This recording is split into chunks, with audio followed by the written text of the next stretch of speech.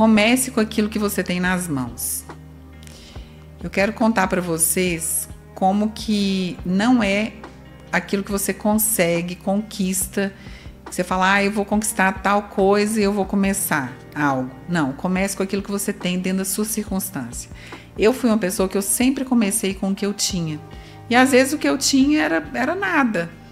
Mas eu tinha um lugar para fazer alguma coisa, para falar para alguém de Jesus, por exemplo, que eu amo falar.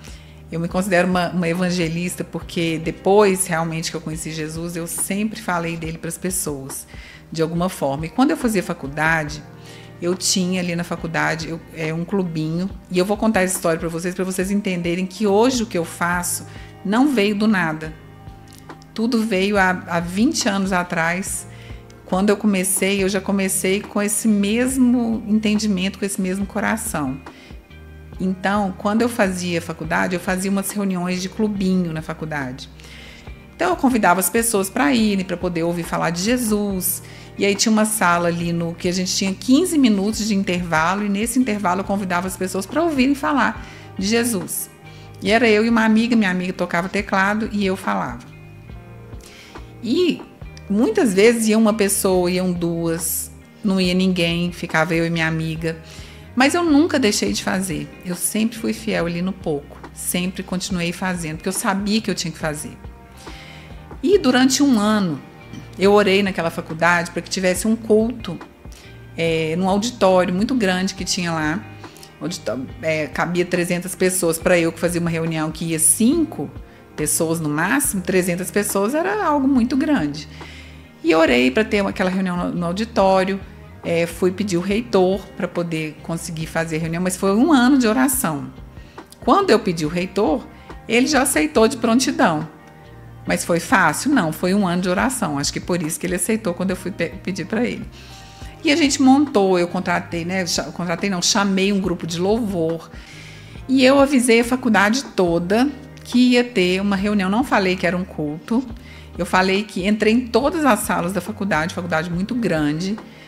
A gente chamou um grupo de louvor, eu que ia dar a palavra, e eu tinha muita vergonha, eu era muito tímida. Tanto que quando eu falava nessas reuniões, eu falava de costas e de olho fechado. Vocês imaginam a situação. Mas eu falava. E nessa reunião, especificamente, fui em todas as salas, falei, olha, às 7 horas da noite vai ter uma reunião, uma palestra, não falei o que ia ser. E o tema vai ser o amor que eu nunca conheci.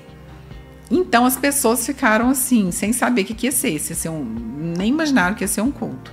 O tema era o amor que eu não conheci. Fui em todas as salas, falei, 7 horas da noite, daqui a pouco vai ser reunião, espero vocês. Cabia 300 pessoas.